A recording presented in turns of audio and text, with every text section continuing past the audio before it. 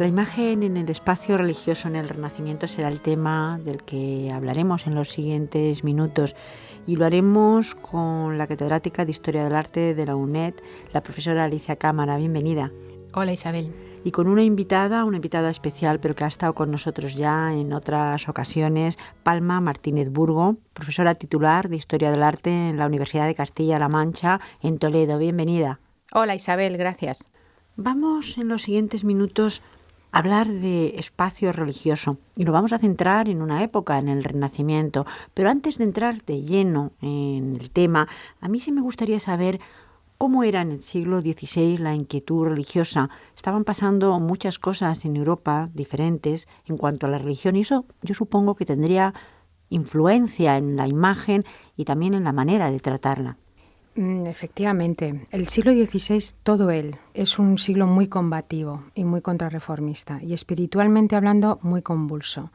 Desde el mismo nacimiento del siglo ya se está viendo la necesidad de las reformas en el seno de la Iglesia, reformas espirituales que vienen algunas desde el siglo XIV, pero que en el XVI, digamos, fructifican de una forma muy evidente.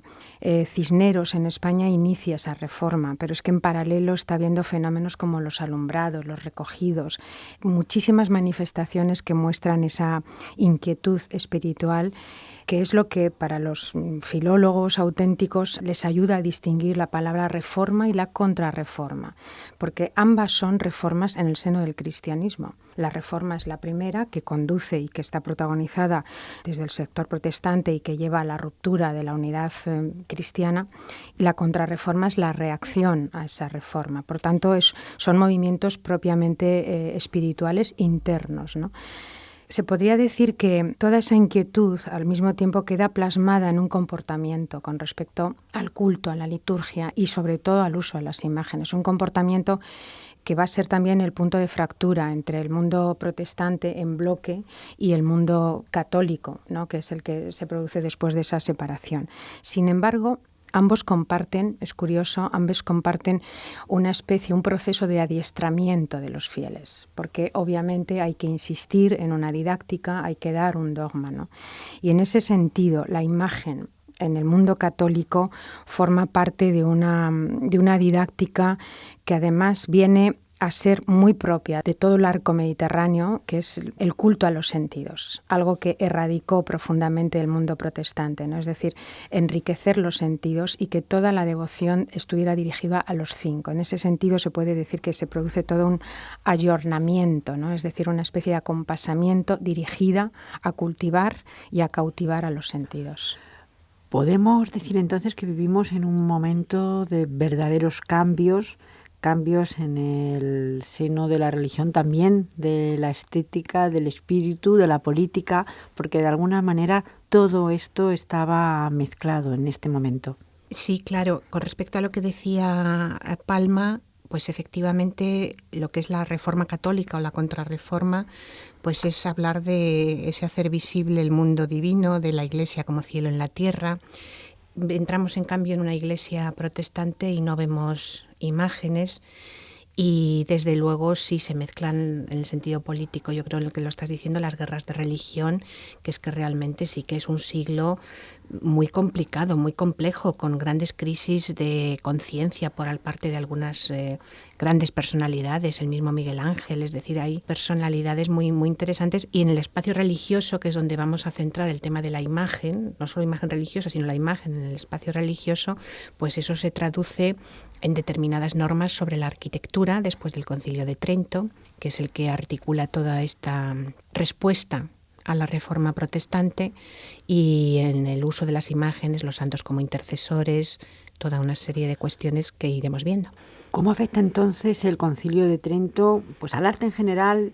Y ya nos está hablando la profesora Cámara de la arquitectura en particular. Afecta profundamente porque fue una especie, un talón de Aquiles para el mundo católico en manos, o lo que les achacaban el sector protestante. La falta de rigor, el uso de unas imágenes en las que se estaban cayendo en devociones totalmente descontroladas, un exceso de lujo que solamente conducía a que se salvaran exclusivamente las clases pudientes, etcétera, etcétera. Entonces, realmente el Concilio de Trento es como una especie de caja de resonancia, porque en el Concilio de Trento no se dice dice apenas nada. O sea, de hecho, es una cuestión que se aborda ya en la última sesión del concilio, creo que es el 3 y el 4 de diciembre de 1563, y de una forma rápida se aborda el tema de las imágenes, los santos, sus reliquias, etcétera. Así que, digamos, son los intérpretes del Concilio de Trento los que empiezan a regular, empiezan a dar una serie de normas, una serie de instrucciones para controlar la legitimidad del uso de la imagen, para controlar también la legitimidad de lo que es el ornato de los templos y ese simbolismo al que aludía antes la profesora Cámara. En este caso, en el terreno propio de la arquitectura, el gran teórico es Carlos Borromeo, obispo de Milán. Sí, que yo he traído aquí un par de textos que son muy breves para leer, porque creo que son interesantes. De las instrucciones de Carlos Borromeo, al hablar del edificio, recomienda la forma de cruz y no esas plantas centrales. Habla de que tienen que ser aprobadas por el obispo, que es todo el tema del control después de Trento, de arquitecturas, de imagen por parte de la Iglesia católica. Y con respecto a la fachada, por ejemplo, dice: procúrese que el exterior de las paredes laterales y del ábside no conlleve ninguna imagen. Las paredes frontales, en cambio, presentarán un aspecto tanto más decente y majestuoso cuanto más se enriquezcan con imágenes sagradas o pinturas que narren hechos de historia de la salvación. Así que el arquitecto tiene que organizar la fachada de esa manera. Y dice: procúrese por encima de todo que en la fachada de cada iglesia, especialmente de la parroquial, en la zona sobre la puerta principal, se pinte o se esculpa con decoro y religiosamente una imagen de la Virgen. Sigue hablando y luego dice que además tiene que estar la del santo, y que si no hay sitio para todos, que desde luego, por lo menos, si no puede realizarse toda la obra con las 3 imágenes, colóquese la sola figura del santo o de la santa titular de aquella iglesia.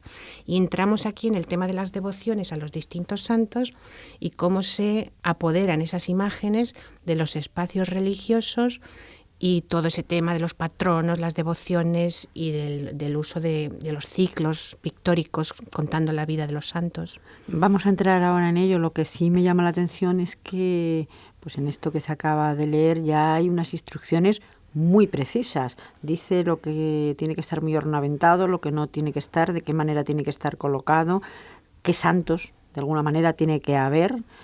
Esto me parece muy curioso porque me parece como muy legislado. ¿Todo era así o empezó a ser así? Sí, además Carlos Borromeo, el título de su obra está en latín, pero es Instrucciones para la construcción y decoración de los edificios eclesiásticos, ¿no? Entonces da la pauta efectivamente de cómo tratar la fachada, cómo tiene que ser la planta, dónde tienen que ir los sepulcros, por ejemplo.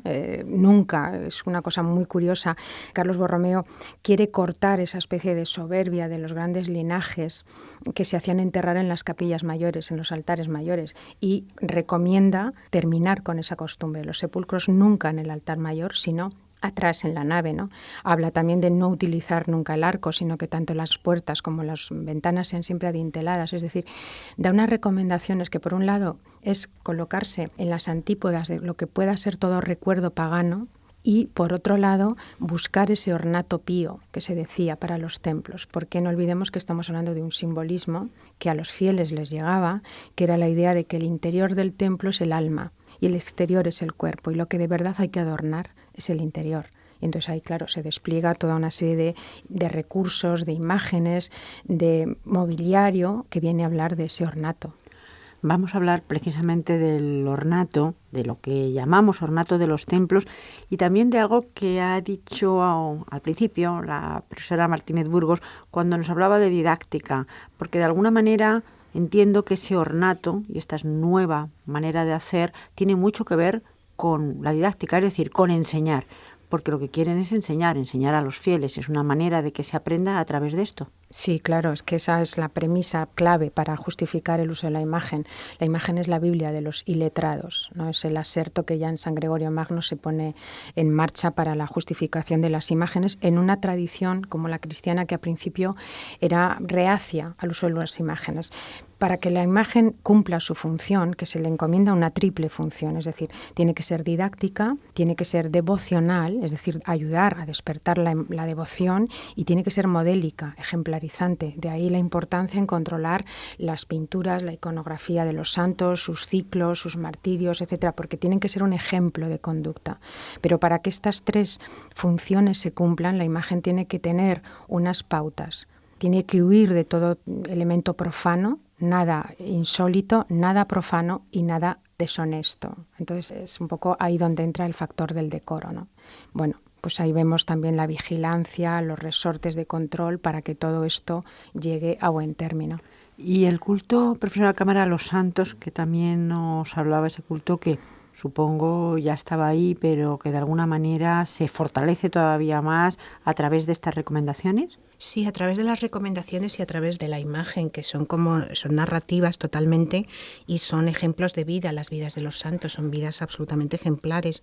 O temas como el tema de la narración, de contar con ese sentido didáctico, es algo fundamental para entender no solamente estas imágenes, sino dónde se colocan dentro del espacio de los templos, es decir, cómo se utilizan los altares, la importancia que tiene la predicación después del Concilio de Trento, el que muchas órdenes religiosas, en sus casas de religión, pasan a las ciudades porque allí es donde la mies es mucha y es donde tienen que estar la predicación, entre otras órdenes la de los jesuitas, que sus grandes funciones son predicar, confesar y leer, es decir, enseñar, ¿no?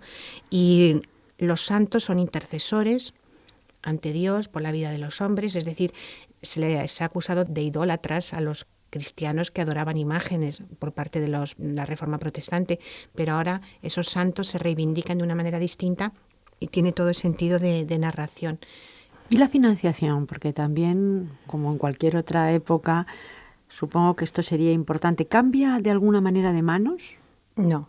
En el mundo católico sigue siendo la Iglesia, siguen siendo las órdenes religiosas, siguen siendo los cabildos, las cofradías, hermandades, es decir, siguen siendo los mismos recursos. Y luego no olvidar nunca algo que era lo que, digamos, fue la fractura con el mundo protestante, que era la financiación privada, el patrocinio, el mecenazgo.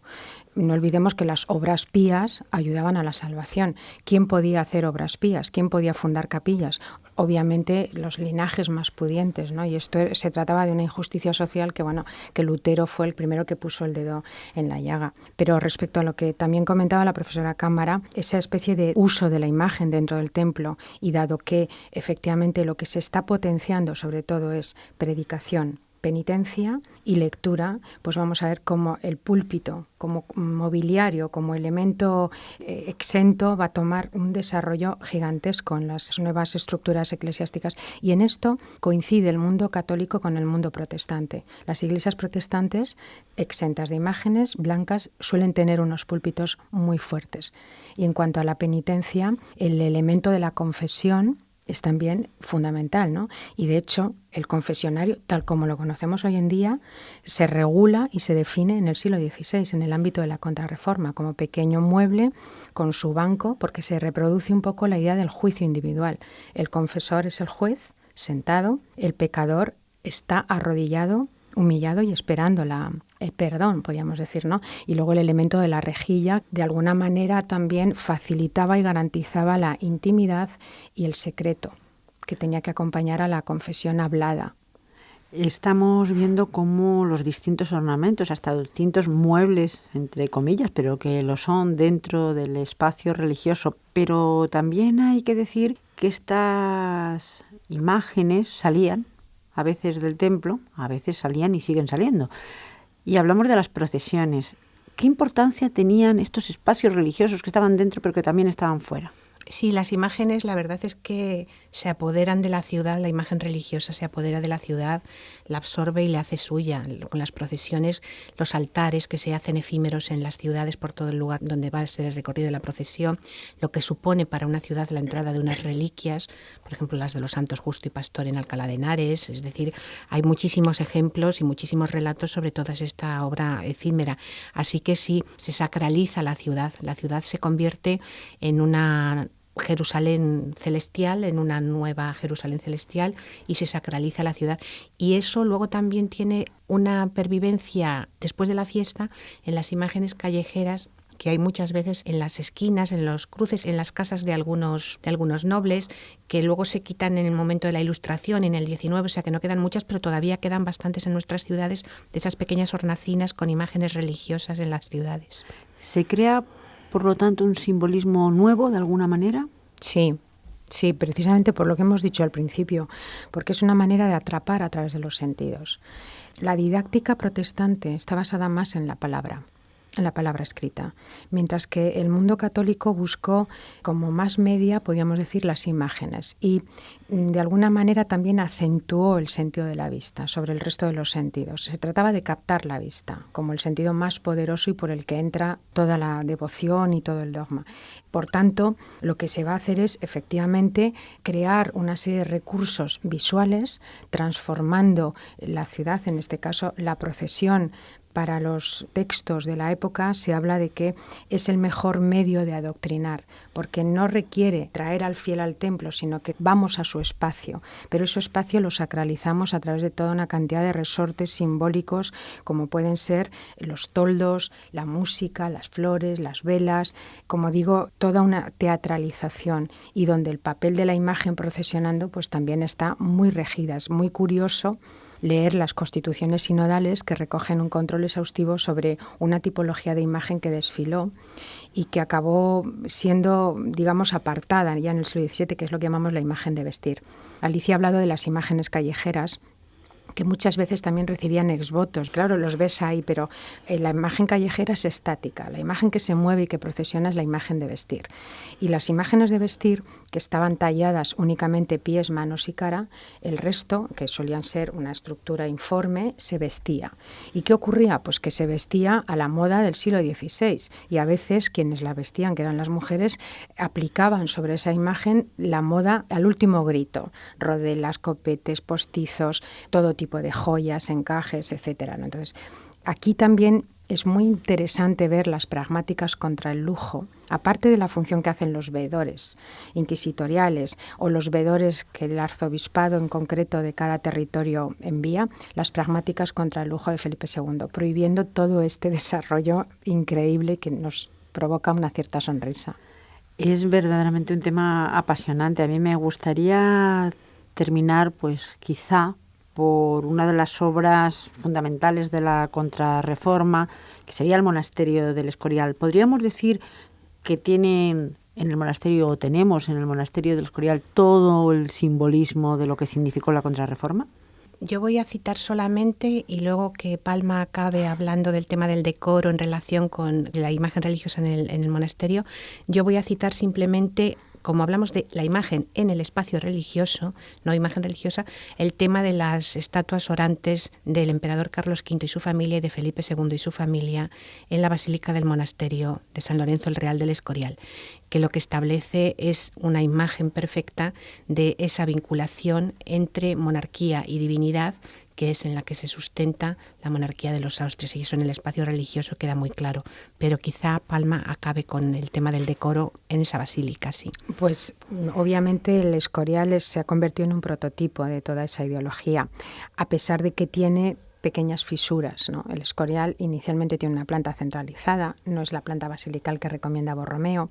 El Escorial usa el arco para las ventanas termales, y en el terreno del decoro es muy curioso ver cómo Felipe II sabe distinguir magníficamente lo que es la imagen privada que él tiene para su uso y disfrute, empezando por los Ticianos o pasando por la obra del Bosco que tiene en el Escorial en su espacio más privado, con respecto a las que iban a presidir los altares. Y ahí está el tema siempre recurrente del Greco, el martirio de San Mauricio y la Legión tebana, que se rechazó por considerarlo una grave falta de decoro en un artista italiano que no controlaba, estoy convencida, muy bien el concepto del decoro entendido en la tradición o en la ideología española.